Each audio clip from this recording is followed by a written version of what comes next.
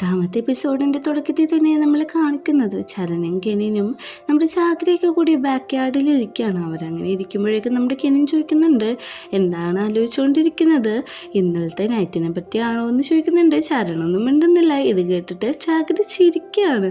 അപ്പോൾ നമ്മുടെ കെനിൻ പറയുന്നുണ്ട്, നീ ഒരു കാര്യം ചെയ്യൂ, നീ എനിക്ക് ഫീഡ് ചെയ്ത് തരുമോ ഫുഡ് എന്ന് പറഞ്ഞിട്ട് നമ്മുടെ ചരണ കൊണ്ടുപോയി ഫീഡ് ചെയ്യിപ്പിക്കുകയാണ്. ചാക്രിക്കാണെങ്കിൽ ഭയങ്കര സന്തോഷമായിട്ട് കൈയൊക്കെ കൊട്ടിയാണ് ചിരിക്കുന്നത്. അങ്ങോട്ടപ്പം തന്നെ കെൽവിൻ കയറി വരികയാണ്.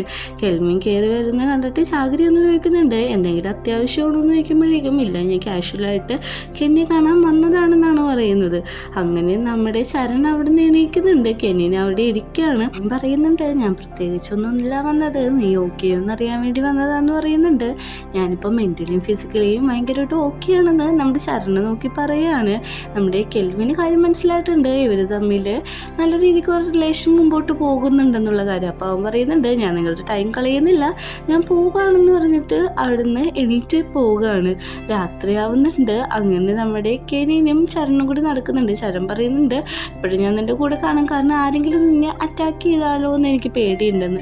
അപ്പോഴേക്കും നമ്മുടെ കെനിൻ അവൻ്റെ മുഖത്തിൻ്റെ അടുത്തേക്ക് വന്നിട്ട് ഇത്രയും ക്ലോസ് ആയാൽ മതിയോ എന്ന് ചോദിക്കുന്നുണ്ട്. അതാകുമ്പോൾ നിനക്ക് പെട്ടെന്ന് തന്നെ വാച്ച് ചെയ്യാൻ പറ്റുമല്ലോ എന്ന്. ഇതൊക്കെ കണ്ടിട്ട് ചാക്രിക്ക് നാണം വന്നിട്ട് ഒരു വഴിയായിട്ടാണ് അവിടെ നിൽക്കുന്നത്.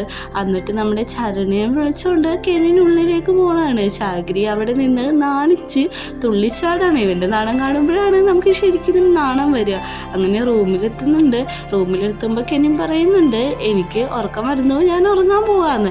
അപ്പോഴേക്കും തന്നെ ചാക്രി പറയുന്നുണ്ട്, ശരി ഞാൻ പോകാണ്, പിന്നെ ഒരു കാര്യമുണ്ട്, എന്തെങ്കിലും ഉണ്ടെങ്കിൽ വിളിച്ചാൽ മതി എന്ന് പറയുന്നുണ്ട്. ഇപ്പോൾ ഒരു സാധനം ഓർഡർ ചെയ്യാനുണ്ടെന്ന് പറയുമ്പോൾ എനിക്ക് മനസ്സിലായി ആ ഹെയർ വാഷ് ചെയ്യുന്ന സാധനമല്ലേ ഞാൻ എന്താ ഓർഡർ ചെയ്ത് വെച്ചിട്ടുണ്ടെന്ന് പറയും.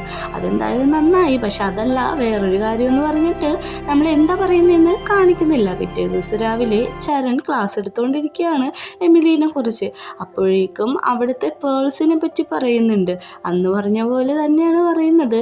അത് കഴിഞ്ഞിട്ട് പറയുന്നുണ്ട്, നീ എന്താ ക്ലാസ്സിൽ ശ്രദ്ധിക്കാത്തതെന്ന് ചോദിക്കുമ്പോഴേക്കും എനിക്ക് ക്ലാസ്സൊക്കെ ബോറടിച്ചു, ഒരു കാര്യം ചെയ്യും, ഞാൻ തെറ്റുത്തരം പറയുമ്പോഴേക്കും നീ എന്നെ കിസ് ചെയ്യണം, ഓരോ കിസ്സും ചെയ്യണം. ഞാൻ തെറ്റുത്തരം പറയുമ്പോൾ ഒരു പണിഷ്മെൻറ്റ് പോലെയാണ്. ഇനി നീയാണ് തെറ്റുത്തരം പറയണമെങ്കിൽ ഞാൻ കിസ് ചെയ്യാം, നീ എനിക്ക് കിസ് തരില്ലല്ലോ, അതുകൊണ്ട് ഞാൻ അങ്ങോട്ട് കിസ് തരാമെന്നൊക്കെ പറഞ്ഞ് നല്ല രീതിക്ക് ഫ്ലേർട്ട് ചെയ്തുകൊണ്ട് കളിച്ചുകൊണ്ടിരിക്കുകയാണ്. നമ്മുടെ ചരം പറയുന്നുണ്ട്, നീ ഇങ്ങനെ സിമ്പിളായിട്ടുള്ളൊരു കാര്യം തെറ്റിച്ചിട്ടുണ്ടെങ്കിൽ ഈ ഇതിൽ എന്തായാലും തോക്കും, റോയൽ കോമ്പറ്റീഷൻ എളുപ്പമല്ല എന്ന് പറയുന്നുണ്ട്. അപ്പോഴേക്കും നമ്മുടെ കെൻ പറയുന്നുണ്ട്, ഓക്കെ ഞാൻ പഠിച്ചോളാം, നാളെ തൊട്ട് എല്ലാം നന്നായിട്ട് പഠിച്ചോളാം എന്ന് പറഞ്ഞിട്ട് പിറ്റേ ദിവസം തൊട്ട് നല്ല ട്രെയിനിങ് ആണ് കാണിക്കുന്നത്. ഈ ട്രെയിനിങ് നടക്കുന്ന സമയത്ത് ഒരു പാട്ട് നമ്മളെ കേൾപ്പിക്കുന്നുണ്ട്. അങ്ങനെ നമ്മുടെ കെന്നിനെ ചരൺ നല്ല രീതിക്ക് ട്രെയിൻ ചെയ്യാണ്. അവന് റെസ്റ്റ് ആവശ്യത്തിന് കൊടുത്ത ഫുഡും എല്ലാം കൊടുത്താണ് ട്രെയിൻ ചെയ്യിപ്പിക്കുന്നത്. അങ്ങനെ ട്രെയിൻ ചെയ്ത് അവൻ താഴെ വീഴാണ്. നമ്മുടെ ചരനാണ് പിടിക്കുന്നുണ്ട്. അവസാനം ഒരു ഗെയിം കളിച്ച് നോക്കുമ്പോൾ ചരനാണ് വിൻ ചെയ്യുന്നത്. കെനിൻ പറയുന്നുണ്ട്, നിനക്ക് എന്നെ തോപ്പിച്ചത് മതിയായില്ലേ, നീ എന്താന്ന് വെച്ചാൽ ചെയ്യുന്നു പറഞ്ഞിട്ട് വഴക്കിട്ട് മാറിപ്പോയിരിക്കുകയാണ്. അപ്പോഴേക്കും നമ്മുടെ കെന്നിനോട് പറയുന്നുണ്ട്, നിന്റെ ഷോൾഡർ ഫാസ്റ്റായിട്ട് മൂവ് ചെയ്യണം, അല്ലെങ്കിൽ നീ കോമ്പറ്റീഷന് തോക്കും, എളുപ്പമായിരിക്കില്ല കോമ്പറ്റീഷൻ, അത് മാത്രമല്ല നന്നായിട്ട് പ്രാക്ടീസ് ചെയ്യണമെന്നൊക്കെ പറയുന്നുണ്ട്. ഞാൻ നിൻ്റെ ഗൈഡല്ലേ, അതുകൊണ്ട് ഞാൻ നിന്നെ നന്നായിട്ട് ട്രെയിൻ ചെയ്യിപ്പിക്കുമെന്നും പറയുകയാണ്. അങ്ങോട്ട് ചാക്രിയും വരുന്നുണ്ട്. ഇവൻ കെന്നിയെ നല്ല രീതിക്ക് ആശ്വസിപ്പിക്കുന്നുണ്ട്. അപ്പോൾ ചാക്രി ആരെങ്കിലും വരുന്നുണ്ടോ എന്നാണ് നോക്കുന്നത്. അപ്പോൾ നമ്മുടെ കെന്നിനെ അവൻ്റെ ഹാർട്ടിൽ കൈ വെച്ചിട്ട്, നിനക്ക് ഇവിടുന്ന് ഫീലിങ്സ് ഒന്നും പറയാനില്ലേ എന്ന് പറഞ്ഞിരുന്നിട്ട് നമ്മുടെ ചരനെ പിടിച്ച് കിസ് ചെയ്യാണ്. ഇത് കണ്ടതും ചാക്രി തിരിഞ്ഞ് നിൽക്കുകയാണ്, കാരണം അവൻ അത്ര നാണം വന്നു, അവനിതിൽ ഭയങ്കര ഷൈയാണ്. അങ്ങനെ അവർ സമാധാനത്തോടെ അവിടെ ഇരിക്കുന്നതാണ് നമ്മളെ കാണിക്കുന്നത്. ഈ ചാക്രിനെ കാണുമ്പോൾ നമുക്ക് ഭയങ്കരമായിട്ട് നാണം വരികയാണ്. പിന്നെ കാണിക്കുന്നത് നമ്മുടെ കെന്നയും കൊണ്ട് ചരം വന്നേക്കാണ്, കാരണം അവൻ പറഞ്ഞല്ലോ അവൻ ഒത്തിരി ടയേർഡാണെന്ന്. ഒരു കുതിരേനെ കാണിക്കുന്നുണ്ട്. ഇത് ഞാനായിട്ട് ട്രെയിൻ ചെയ്തതാണ്, ഞാനിവനായിട്ട് ഭയങ്കരമായിട്ട് ക്ലോസ് ആണെന്ന് പറയുമ്പോഴേക്കും അത്ര ക്ലോസ് ആണോ എന്നെക്കാട്ടും ക്ലോസ് ആണോ എന്നൊക്കെയാണ് കെനിൻ ചോദിക്കുന്നത്.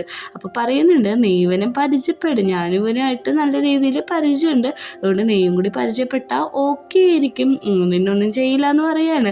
അങ്ങനെ നമ്മുടെ കെനിൻ അവനോട് പറയുന്നുണ്ട്, എൻ്റെ പേര് കെനിൻ എന്നാണ്, നീ എന്നെ ചവിട്ടരുത്, നമുക്കിനി ഫ്രണ്ട്സായിട്ടൊക്കെ നിൽക്കാമെന്നൊക്കെ പറയാണ്. ഇതെല്ലാം കേട്ടാൽ നമ്മുടെ ചരണ് സ്വാഭാവികമായിട്ട് എന്നെ ചിരി വരികയാണ്. അവൻ ചിരിച്ചു പോകുന്നുണ്ട്.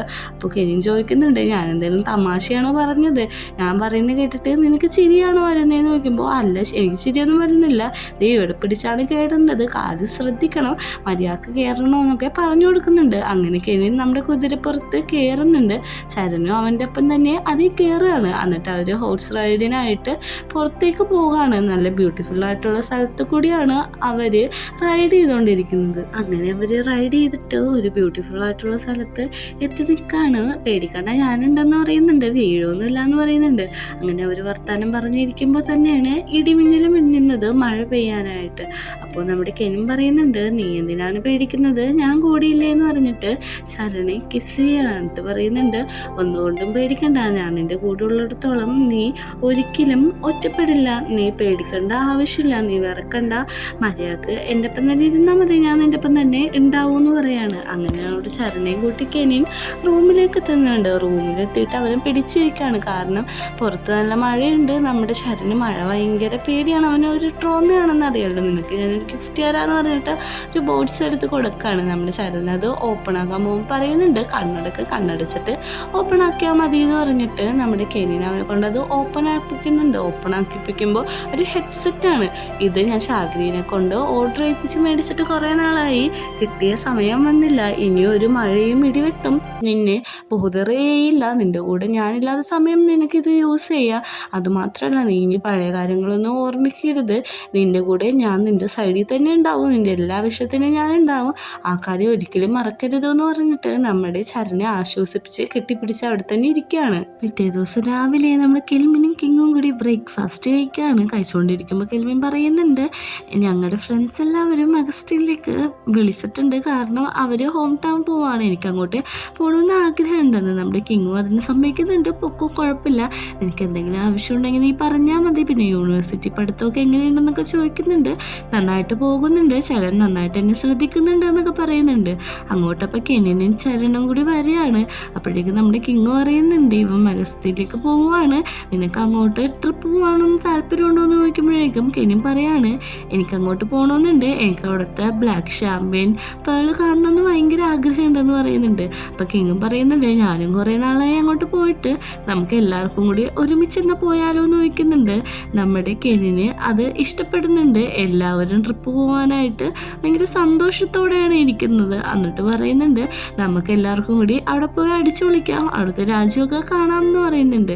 പിന്നെ നമ്മളെ കാണിക്കുന്നത് രാമേൽ സൈക്കിൾ റൈഡ് കഴിഞ്ഞിട്ട് വരികയാണ്. ജയ് അവിടെ തന്നെയുണ്ട്.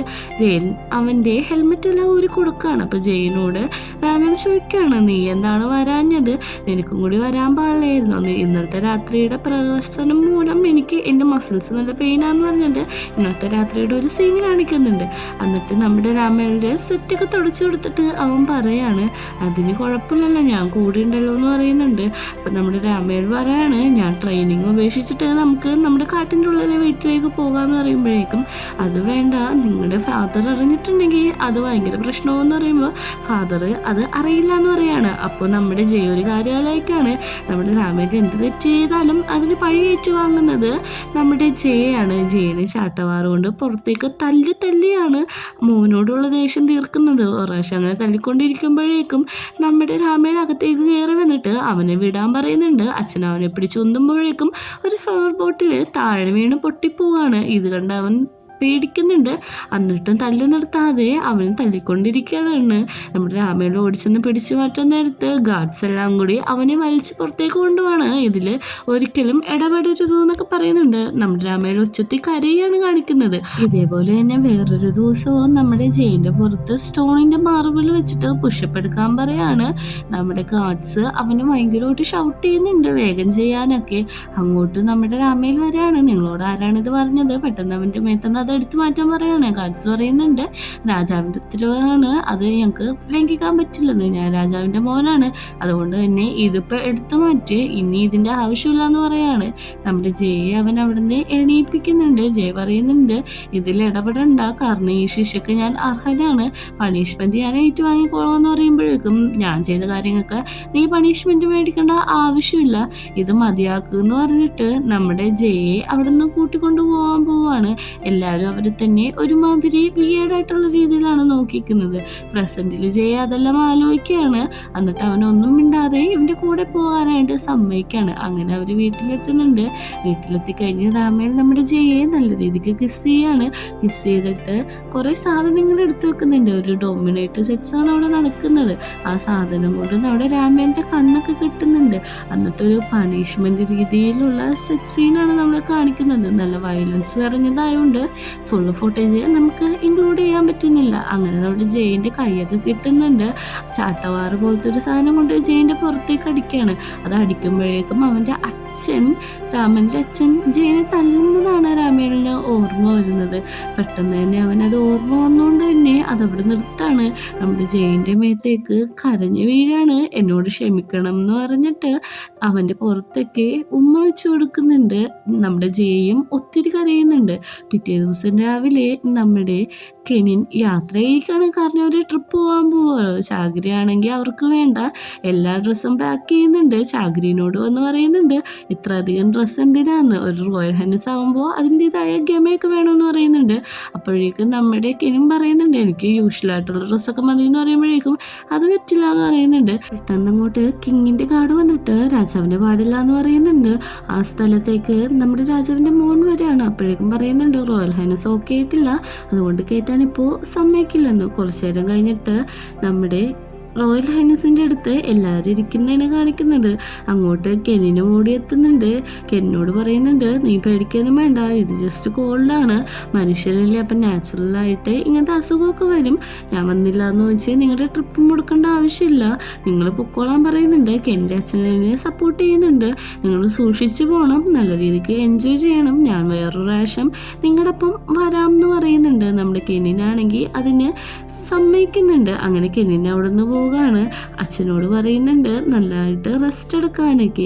അത് കഴിഞ്ഞ് നമ്മളെ കാണിക്കുന്നത് മിൻപൂറാണ്. അവിടെ നമ്മുടെ രാജാവിന് നമ്മുടെ കിങ് മെസ്സേജ് അയക്കാണ് അവരങ്ങോട്ട് ട്രിപ്പ് വരുന്നുണ്ടെന്നുള്ള കാര്യം. അവരാണെങ്കിൽ അവിടെ എത്തുമ്പോഴേക്കും നമ്മുടെ രാജാവ്, അതായത് അവിടുത്തെ രാജാവ് അവർ വെൽക്കം ചെയ്യാൻ നിൽക്കുന്നുണ്ട്. നമ്മുടെ കെൽവിനോട് പറയുന്നുണ്ട് പൊക്കത്തുള്ള റൂമാണ്, അത് നീ എങ്ങനെ വേണമെങ്കിലും ഉപയോഗിച്ചു, എനിക്ക് എന്ത് കാര്യം ഉണ്ടെങ്കിലും പറയാൻ മടിക്കരുതെന്ന്. നമ്മുടെ കെന്നോടും പറയുന്നുണ്ട് താഴെയുള്ള റൂം ഉപയോഗിച്ചോളൂ എന്ന് പറയുമ്പോഴേക്കും കെനിയും പറയുന്നുണ്ട് ഞങ്ങൾ പുറത്ത് പോകുമ്പോൾ ഗാർഡ്സിൻ്റെ ഒന്നും ആവശ്യമില്ലെന്ന് പറയുമ്പോഴേക്കും എനിക്ക് പേടിയാണ്, കാരണം ഗാർഡ്സ് എന്തായാലും വേണം, ഒരു കാര്യം ചെയ്യും നോർമലായിട്ട് പൊക്കോ, കുറച്ച് ഡിസ്റ്റൻസിൽ അവർ ഫോളോ ചെയ്തോളും, ഹെസിറ്റേറ്റ് ആവേണ്ട ആവശ്യമില്ല, എന്തുണ്ടെങ്കിലും എന്നെ അറിയിക്കാൻ മറക്കരുതെന്ന്. അങ്ങനെ അവിടുന്ന് നന്ദിയും പറഞ്ഞിട്ട് അവർ റൂമിലേക്ക് പോവാണ്. റൂമിലെത്തുമ്പോഴേക്കും നമ്മുടെ ചരം പറയാണ് ഞാനെന്നാ പോട്ടെ എന്ന് പറയുമ്പോഴേക്കും നീ പോവണ്ട, എൻ്റെ ഒപ്പം തന്നെ നിൽക്കാനാണ് പറയുന്നത്. നമ്മളിങ്ങനെ നിന്നിട്ടുണ്ടെങ്കിൽ ആരെങ്കിലും കാണും, ആർക്കെങ്കിലും ഡൗട്ട് അടിക്കുമെന്ന് പറയുമ്പോൾ ആർക്കും കാണാൻ പറ്റില്ല. അതുമാത്രമല്ല ആർക്കും മനസ്സിലാവില്ല, കാരണം ഇത് നിൻ്റെ ഡ്യൂട്ടിയാണ്, എൻ്റെ സർവ് ചെയ്യേണ്ടത്, അതുകൊണ്ട് നീ എപ്പോഴും എൻ്റെ ഒപ്പം തന്നെ വേണമെന്ന് പറയുന്നുണ്ട്. നമ്മുടെ കെന്നിനോട് പറയുന്നുണ്ട് അതെന്തായാലും നടക്കത്തില്ല, എന്തെങ്കിലും ഒരു പ്രശ്നം ഉണ്ടായിട്ടുണ്ടെങ്കിൽ അത് ഞാൻ സമ്മതിച്ചു തരില്ല എന്ന് പറയുന്നുണ്ട്. പിറ്റേ ദിവസം രാവിലെ അവർ ബീച്ചിലെത്തുന്നതാണ് നമ്മളെ കാണിക്കുന്നത്. അവർ വന്നിറങ്ങിയ കാറിനെ പറ്റിയാണ് അവർ സംസാരിക്കുന്നത്. ഭയങ്കര കംഫർട്ടബിളാണ്, അതുമല്ല നല്ല രസമാണ്, നമുക്കിതിന് ഡെയിലി യൂസിന് ഈ കാറ് മതി എന്നൊക്കെ നമ്മുടെ ശരനോട് കെനിൻ പറയാണ്. ഇവരിങ്ങനെ വർത്താനം പറഞ്ഞ് നിൽക്കുമ്പോഴാണ് കെൽവിൻ അങ്ങോട്ട് വരുന്നത്. നമ്മുടെ കെനിനായിട്ടൊരു വാക്കിംഗ് ചെയ്യുന്നുണ്ട്. പക്ഷെ അവൻ എപ്പോഴും ഫോണിലായതുകൊണ്ട് കെനിൻ ചോദിക്കുന്നുണ്ട് എന്തെങ്കിലും അർജൻസി ആണോ എന്ന് ചോദിക്കുമ്പോഴേക്കും അർജൻറ്റൊന്നും അല്ല, എൻ്റെ ഫ്രണ്ടിൻ്റെ വീട് ഇവിടെ അടുത്താണ്, അവനെ കാണണമെന്ന് എനിക്കുണ്ടെന്ന് പറയുമ്പോഴേക്കും അന്ന് നീ അവനെ കാണാൻ പൊക്കോ, വേറെ കുഴപ്പമൊന്നുമില്ല, നമുക്ക് പിന്നൊരു ദിവസം പുറത്തിറങ്ങാമെന്ന് പറയുന്നുണ്ട്. അങ്ങനെ കെൽവിൻ അവിടുന്ന് പോവുകയാണ്. നമ്മുടെ ചരനോട് പറയുന്നുണ്ട് ഇവൻ എന്തായാലും പൊക്കോട്ടെ, നമുക്ക് രണ്ടുപേർക്കും കൂടി ഇവിടെ നടക്കാമെന്ന് പറഞ്ഞിട്ട് ചരനെയും കൂട്ടി മാർക്കറ്റ് കാണാനായിട്ട് ചെല്ലാണ്. മാർക്കറ്റിലെല്ലാം വിൽക്കുന്നത് ആണുങ്ങളാണ്. അപ്പം നമ്മുടെ ചരണോട് ചോദിക്കുന്നുണ്ട് ഇവിടെ എന്താ ലേഡീസ് ഇല്ലേന്ന് ചോദിക്കുമ്പോഴേക്കും ഇവിടുത്തെ ആണുങ്ങൾക്കാണ് ജോലി എടുക്കാനായിട്ട് വിധിച്ചേക്കുന്നത്, പെണ്ണുങ്ങൾ വീട്ടിൽ തന്നെ ഇരിക്കണം, അതാണ് അവരുടെ ഡ്യൂട്ടി എന്ന് പറയുമ്പോഴേക്കും എന്ത് ഫൂളിഷായിട്ടുള്ള തീരുമാനമാണ്, അവർക്ക് അവരുടെ ജീവിതം ആസ്വദിക്കാൻ പോലും പറ്റുന്നില്ല, ഇതെന്തൊരു നാടാണെന്നൊക്കെയാണ് നമ്മുടെ കെനിൻ പറയുന്നത്. നമ്മുടെ ചരം പറയുന്നുണ്ട് ഇവിടുത്തെ ട്രഡീഷണൽ എങ്ങനെയാണ്, നമുക്കൊന്നും ചെയ്യാൻ പറ്റില്ല, ഇത് മാറാൻ വേണ്ടിയിട്ട് നമുക്ക് പ്രാർത്ഥിക്കാൻ മാത്രമാണ് പറ്റുള്ളൂ എന്ന് പറയുന്നുണ്ട്. അങ്ങനെ അവർ ആ മാർക്കറ്റിൻ്റെ ഉള്ളിലേക്ക് ചെല്ലുന്നുണ്ട്. അവിടെ ഒരു പോസ്റ്റർ ഇരിക്കുന്നത് നമ്മുടെ കെനിൻ ശ്രദ്ധിക്കുന്നുണ്ട്. അതിൽ നിന്നൊരു പോസ്റ്റർ അവനെടുത്ത് അവൻ്റെ പോക്കറ്റ് വെക്കാണ്. അങ്ങനെ ഉള്ളിട്ട് ചെല്ലുമ്പോഴേക്കും കുറേ ആൾക്കാർ അവിടെ സാധനങ്ങൾ മേടിക്കാൻ വന്നിട്ടുണ്ട്. അവനങ്ങനെ ഒരു കടക്കാരൻ്റെ അടുത്ത് നിന്നിട്ട് ബ്ലാക്ക് ഷാമ്പെയിൻ ഉണ്ടോ എന്ന് ചോദിക്കുമ്പോൾ ഉണ്ട്, ഇത് അവസാനത്തെ പീസാണ്, നിങ്ങൾക്ക് ഭാഗ്യമുണ്ടെന്ന് പറഞ്ഞ് എടുത്ത് കൊടുക്കുന്നുണ്ട്. അവസാനം ഞാൻ നേരിട്ട് ബ്ലാക്ക് ഷാമ്പെയിൻ കണ്ടു, നല്ല പേളാണ്, ഇത് എന്തിനാണ് യൂസ് ചെയ്യാൻ പറ്റുകയെന്ന് ചോദിക്കുമ്പോൾ നെക്ലസ് ആയിരിക്കും ഇതിന് നല്ലത്, നെക്ലസ് ഉണ്ടാക്കിയാൽ നല്ല ഭംഗിയായിരിക്കും എന്ന് പറയുന്നുണ്ട്. നമ്മുടെ ശരം പറയുന്നുണ്ട് ആ കാര്യോർത്ത് പേടിക്കണ്ട, ഞാനത് ടേക്ക് കെയർ ചെയ്തേക്കാന്ന് പറയുന്നുണ്ട്. ഇൻഡയറക്റ്റ് ആയിട്ട് നമ്മുടെ കെനിനെ നോക്കിയിട്ടാണ് പറയുന്നത്. അങ്ങനെ നമ്മൾ ജെയിൻ്റെ വീടാണ് കാണിക്കുന്നത്. ജെയിൻ്റെ വീട്ടിൽ അവളുടെ ചേച്ചിക്ക് ഒട്ടും വയ്യ. കെൽവിനായിട്ട് അവിടെ ചെല്ലുമ്പോഴേക്കും ചേച്ചി നന്നായിട്ട് ചുമക്കാണ്. ചേച്ചി ഡ്രോയറിൻ്റെ ഉള്ളിൽ നിന്ന് അവളുടെ ഇൻഹേലർ എടുക്കാൻ ആണെങ്കിലും കാണിക്കുന്നുണ്ട്. അങ്ങനെ ഇൻഹേലർ എടുത്ത് കൊടുക്കുന്നുണ്ട്. അത് വലിച്ചതിന് ശേഷം പറയുന്നുണ്ട്, നിൻ്റെ ഫ്രണ്ട് ആദ്യമായിട്ട് വരികയല്ലേ, നിങ്ങൾ പുറത്ത് പോയിക്കോളാൻ പറയുമ്പോൾ ഞാനിപ്പോൾ പോകുന്നില്ല, അമ്മ വന്നിട്ട് പോകാമെന്ന് പറയുന്നുണ്ട്. നമ്മുടെ കെൽവിൻ പറയുന്നുണ്ട് അതൊന്നും കുഴപ്പമില്ല, നിങ്ങളിവിടെ ഇരിക്കാം, ഞാൻ നിങ്ങൾക്ക് വേണ്ടിയിട്ട് വെയിറ്റ് ചെയ്യാമെന്നാണ് കെൽവിൻ അവിടെ നിന്ന് പറയുന്നത്. ഇത് കേട്ട ചേച്ചി ജെയിനോട് പറയാണ്, നിങ്ങൾ പുറത്ത് നോക്കുക, അത് കുഴപ്പമില്ല, അവൻ ആദ്യമായിട്ട് വന്നതല്ലേ എന്ന്. അങ്ങനെ കെൽവിനെയും കൂട്ടി ജെ പുറത്തിരുന്ന് സംസാരിക്കുമ്പോഴേക്കും ചേച്ചിയുടെ അസുഖത്തിനെ കുറിച്ചാണ് സംസാരിക്കുന്നത്. അപ്പോൾ പറയുന്നുണ്ട്, എൻ്റെ അച്ഛനും റോയൽ ഹൈനസിനെ ഇങ്ങനെ ഗാർഡായിട്ട് നിൽക്കുന്ന ജോലിയായിരുന്നു. അത് മാത്രമല്ല അച്ഛൻ മരിച്ചത് ലങ്സിൽ പൊടിയുള്ള അസുഖം വന്നിട്ടാണ്.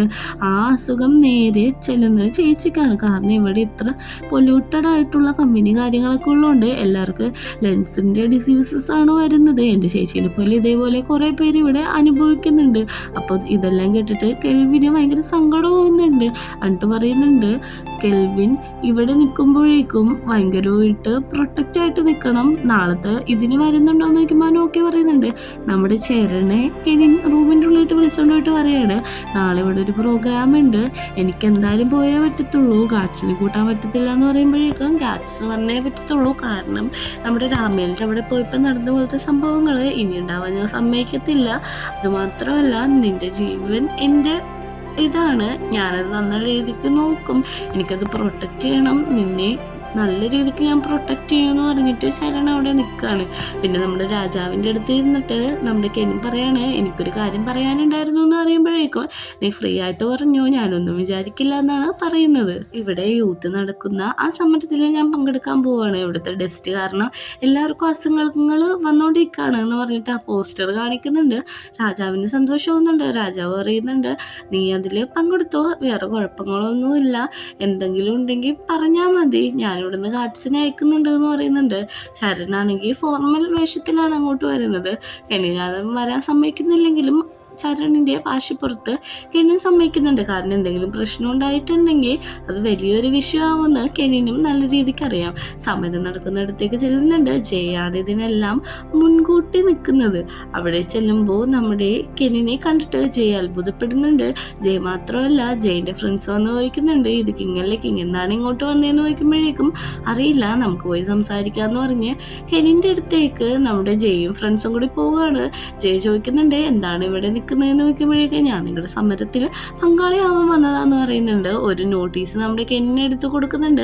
എമിലിക്കെതിരായിട്ടുള്ള ഒരു സോങ് ആണ് അതിൽ. അപ്പോൾ പറയുന്നുണ്ട്, നമുക്കെല്ലാവർക്കും ഇവിടുത്തെ പൊടിപടങ്ങൾക്ക് വേണ്ടിയിട്ട് പ്രതിരോധിക്കാം, അതാണ് നമുക്കൊണ്ട് പറ്റുള്ളൂ, ഇനി നമ്മൾ എമിലിക്ക് എഗിൻസ്റ്റ് ആയിട്ടുള്ള ഒരു സോങ് ആണ് പാടാൻ പോകുന്നതെന്ന് പറഞ്ഞിട്ട് ഈ പ്രശ്നത്തിനെ കുറിച്ചിട്ടുള്ള ഒരു സോങ് ആണ് പാടുന്നത്. അവിടെ നിൽക്കുന്ന എല്ലാവരും ഭയങ്കര ഉച്ചയിൽ അത് ഏറ്റുപാടുന്നുണ്ട്. നമ്മുടെ കെന്നിനും അത് ഏറ്റുപാടുന്നുണ്ട്. കാരണം അത് നല്ലൊരു കാര്യത്തിന് വേണ്ടിയായതുകൊണ്ട് അവൻ അതിന് സപ്പോർട്ട് ചെയ്യാണ്. ഈ കൂട്ടത്തിൽ നിന്ന് ഒരാൾ കയറി എന്നിട്ട് പറയാണ്, കെനിൻ കാരണമാണ് ഞങ്ങളുടെ അച്ഛനും അമ്മയൊക്കെ മരിച്ചത്, ഇവിടുത്തെ പൊടിയും പടലമൊക്കെ നിങ്ങൾ കാരണമാണുള്ളത്, അത് ഞങ്ങളുടെ അച്ഛനും അമ്മേനെയും കൊന്നു, അതുകൊണ്ട് ഞാൻ നിങ്ങൾക്ക് എതിരായിട്ട് നിൽക്കും, ഒരിക്കലും ക്ഷമിക്കില്ല എന്ന് പറയാണ്. കെനിൻ അവനോട് നേരിട്ട് സംസാരിക്കാൻ വരുന്നുണ്ട്. പക്ഷെ കെനിനോട് അവരെല്ലാവരും കൂടി ചൂടാവുകയാണ്. നിങ്ങളെല്ലാവരും സെൽഫിഷ് ആയിട്ടുള്ള ആൾക്കാരാണ്, നിങ്ങൾക്ക് നല്ല രീതിക്ക് ജീവിക്കാൻ പാവങ്ങളുടെ ജീവൻ എടുക്കുകയാണ്, ഞങ്ങളെപ്പോലുള്ളവർ എന്ത് ചെയ്യും, ഞങ്ങളുടെ അച്ഛനമ്മേനെയൊക്കെ നഷ്ടപ്പെട്ടു എന്ന് പറയാണ്. അങ്ങനെ അവിടെ ഒരു ഫൈറ്റ് ആവുന്നുണ്ട്. നമ്മുടെ കെന്നിനെ ചനനും ചാഗ്രിയൊക്കെ കൂടി മാറ്റുന്നുണ്ട്. ആ ചെക്കന്മാർ നല്ല രീതിക്ക് ഗാർഡ് തല്ലുന്നുണ്ട്, പിടിച്ചു മാറ്റാൻ നോക്കുന്നുണ്ട്. ഇത് കാണുന്ന കെനിന് ഭയങ്കരമായിട്ട് സങ്കടമാവുന്നുണ്ട്. അവൻ പറയുന്നുണ്ട് ആ ചെക്കന്മാരെ വിടാനായിട്ട്, പക്ഷെ അവർ കേൾക്കുന്നില്ല. അവരെന്തെങ്കിലും റിയാക്ട് ചെയ്തിട്ടുണ്ടെങ്കിൽ അത് ഭയങ്കര പ്രശ്നമാവുമല്ലോ. ഈ ഒരു സീനും കാണിച്ചുകൊണ്ടാണ് നമ്മുടെ 8ാമത്തെ എപ്പിസോഡ് അവസാനിക്കുന്നത്.